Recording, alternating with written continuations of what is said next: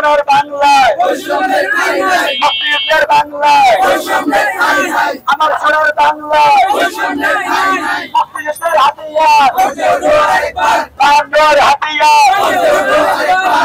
2028 সালে ছাত্র সমাজের এক রক্তক্ষয়ী সংগ্রামের মাধ্যমে মাননীয় প্রধানমন্ত্রী শেখ হাসিনা সংসদে ঘোষণা দিয়েছিলেন বিসিএস সহ সরকারি চাকরির প্রথম এবং দ্বিতীয় শ্রেণীতে কোটা থাকবে না। সেই অনুযায়ী একটা কোটা বাতিলের পরিপত্র জারি করা হয়েছে।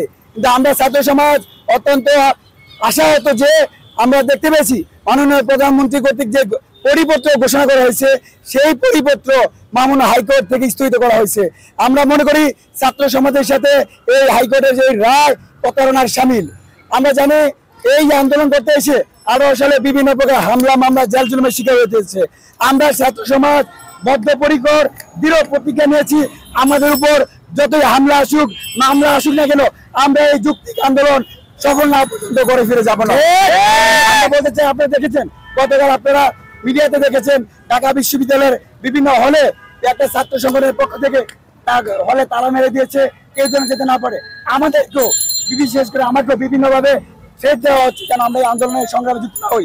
আমি মনে করি ছাত্র সমাজের এই প্রাণের দাবি, এই দাবি বাস্তবায়ন হতে হলে আমার যদি জীবন যেতে যায়, আমার জীবনের শেষ রক্তবিন্দু থাকে পর্যন্ত এই আন্দোলন সফল করার জন্য আমি রাজপথে থাকবো। আন্দোলন আরো তীব্রতর হবে, যে পর্যন্ত আমাদের দাবি দেওয়া পূর্ণ না হবে পর্যন্ত আমরা রাজপথে আছি এবং থাকবো, শেষ রক্তবিন্দু পর্যন্ত থাকবো এবং এই অযৌক্তিক কোটা প্রথা বাতিল করতে হবে। আপনারা দেখেছেন যে সারা দেশের শিক্ষার্থীরা গত বৃহস্পতিবার শাহবাগ অবরোধ কর্মসূচি পালন শেষে ঘোষণা দিয়েছে।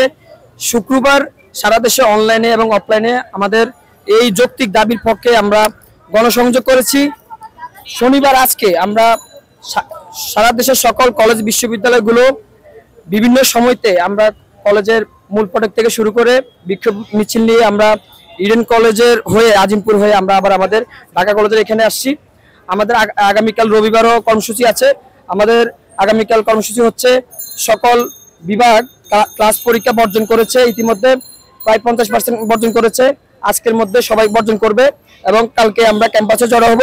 পরিবেশ পরিস্থিতি সাপেক্ষে আমরা ঢাকা বিশ্ববিদ্যালয়ে কোনো ঝামেলা হলে, ঢাকা বিশ্ববিদ্যালয়ের উপর কোনো আঘাত আসলে ঢাকা কলেজ সমুচিত জবাব দেবে, জবাব দেওয়ার জন্য প্রস্তুত আছে।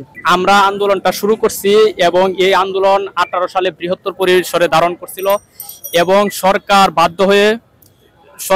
বাধ্য হয়ে সকল চাকরিতে, বিশেষ করে বিসিএস এবং প্রথম শ্রেণীর চাকরিতে যে সরকার সংসদে পরিপত্র জারি উত্থাপন করেছিল, আমরা চাই আমরা আন্দোলনে সরকার আবার ওই পরিপত্র বহাল রাখুক এবং আমাদের যে 4টি দাবি আছে ওই 4টি দাবি সরকার অতি শীঘ্রই মেনে নেবে বলে আমরা প্রত্যাশা করছি এবং আমরা সারা বাংলাদেশে একটি জনমত গড়ে তুলে আমরা সরকারকে এটা করতে বাধ্য হব এবং আমরা আশা করি যে সরকার আমাদের দাবিগুলো 99% শিক্ষার্থীর দাবি আশা করি প্রধানমন্ত্রী মেনে নেবে এবং আমাদের সাথে সকল সারা বাংলাদেশের ছাত্র সমাজ আমাদের সাথে আছে এবং আমরা প্রয়োজনে যত বৃহত্তর পরিসরে আন্দোলন করা যায় আমরা ওই পদক্ষেপ নিব ইনশাল্লাহ।